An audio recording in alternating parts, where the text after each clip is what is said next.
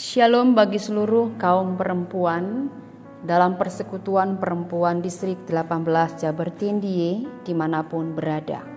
Sebelum kita menikmati sapaan firman Tuhan, marilah kita berdoa. Damai sejahtera dari Allah Bapa dan kasih setia dari Tuhan kita Yesus Kristus dan persekutuan Roh Kudus menyertai kamu sekalian. Amin. Firman Tuhan yang menjadi renungan bagi kita di bulan Oktober tahun 2023 diambil dari kitab Yesaya 41 ayat 8 sampai 20. Baiklah saya membacakan untuk kita semua. Beginilah firman Tuhan. Tetapi engkau, hai Israel hambaku, hai Yakub yang telah kupilih, keturunan Abraham yang kukasihi. Engkau yang telah kuambil dari ujung-ujung bumi dan yang telah kupanggil dari penjuru-penjurunya. Aku berkata kepadamu, engkau hambaku, aku telah memilih engkau dan tidak menolak engkau. Janganlah takut, sebab aku menyertai engkau. Janganlah bimbang, sebab aku ini Allahmu. Aku akan meneguhkan, bahkan akan menolong engkau. Aku akan memegang engkau dengan tangan kananku yang membawa kemenangan. Sesungguhnya semua orang yang bangkit amarahnya terhadap engkau akan mendapat malu dan kena noda. Orang-orang yang membantah engkau akan seperti tidak ada dan akan binasa. Engkau akan mencari orang-orang yang berkelahi dengan engkau, tetapi tidak akan menemui mereka. Orang-orang berperang melawan engkau akan seperti tidak ada dan hampa. Sebab aku ini, Tuhan Allahmu, memegang tangan kananmu dan berkata kepadamu, janganlah takut, akulah yang menolong engkau.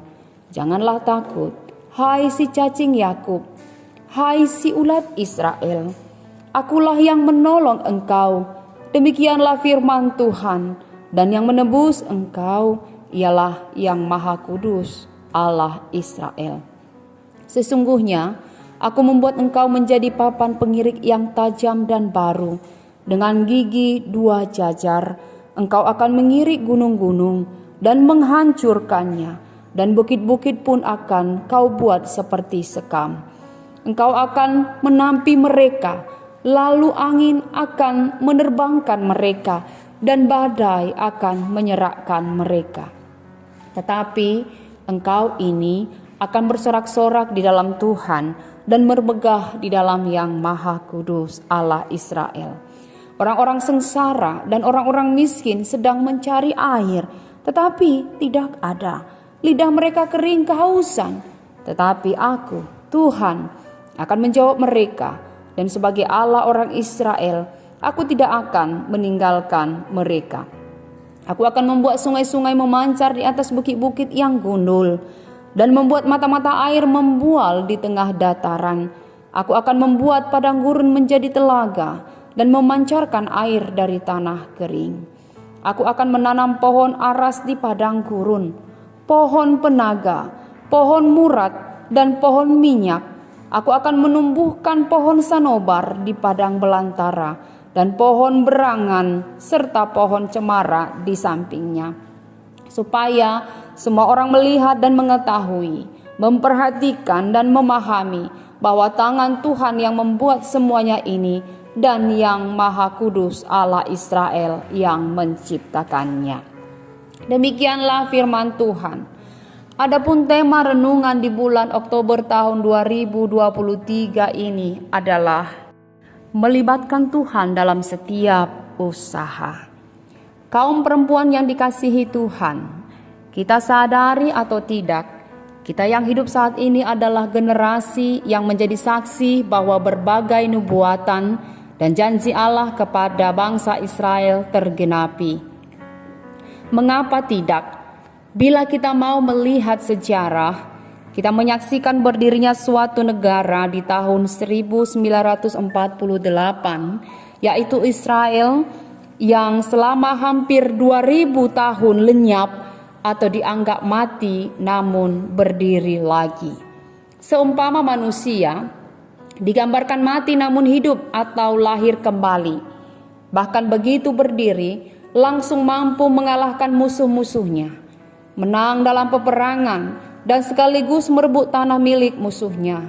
Hingga saat ini meskipun tinggal dikelilingi negara-negara musuhnya, namun mereka mampu bertahan. Dan musuh-musuhnya tadi enggan untuk melawan mereka karena telah berkali-kali dikalahkan. Bukannya kita adalah pendukung atau penggemar negara Israel, namun sebagaimana kita tahu di ayat 8 sampai di ayat 10, Allah menyatakan diri bahwa bangsa keturunan Israel, yaitu dari keturunan Ishak, Abraham, dan Yakub adalah bangsa pilihannya dan senantiasa menolong mereka. Kita juga tahu bahwa mereka bangsa yang pemberontak, durhaka, tegar hati, keras kepala, dan tidak mau menurut, sehingga sudah berkali-kali dihukum dan dibuang dari tanahnya. Namun mereka selalu bangkit kembali. Disinilah kita melihat kesetiaan Allah terhadap janjinya dan juga kasih Allah yang selalu berkali-kali memaafkan kesalahan mereka yang tidak mau menurut. Kasih setia Allah dapat kita lihat di dalam ayat 11 sampai ayat 16, di mana meskipun mereka lemah, namun Allah selalu mengubah mereka menjadi kuat dan mampu melakukan perbuatan-perbuatan yang ajaib. Di dalam ayat 17 sampai ayat 19, sekali lagi kita melihat suatu penggenapan nubuat di mana melalui teknologi pertaniannya yang termasyur, Israel mampu mengubah padang gurun menjadi suatu pertanian yang hebat. Selain menghasilkan air, mereka mampu mengubah lahan tandus menjadi subur, sehingga mereka dapat menanam berbagai tanaman dan bahkan dapat menghasilkan bahan pangan sepanjang tahun. Melihat berbagai penggenapan dalam nats hari ini, sebagaimana di ayat 20, bukan membuat kita suka dan senang kepada bangsa Israel. Justru membuat kita kagum dan percaya kepada Allah bangsa Israel yang kita kenal melalui anaknya, yaitu Yesus Kristus Tuhan kita.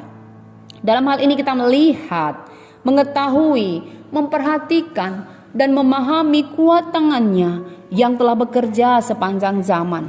Tangannya adalah pencipta, peneguh dan penolong bagi umatnya. Tangannya adalah jaminan dan berkat bagi umatnya, karena Allah kita adalah setia dan penuh kasih. Itulah inti nats hari ini, agar kita semua mau senantiasa melibatkan Tuhan dalam setiap kehidupan atau usaha kita. Bangsa yang tegar tengkuk saja memperoleh berkat sebesar itu, apalagi kita sebagai umat Allah saat ini. Kita hanya memperoleh 1/10 saja, sudah jauh dari cukup bagi hidup kita di dunia ini. Mungkin ada sebagian dari kita berkata, aku sudah berusaha taat dan berlaku benar, tetapi mereka yang jahat dan fasik malah sukses dan berhasil di setiap usaha, sehingga sia-sia mengikuti Allah.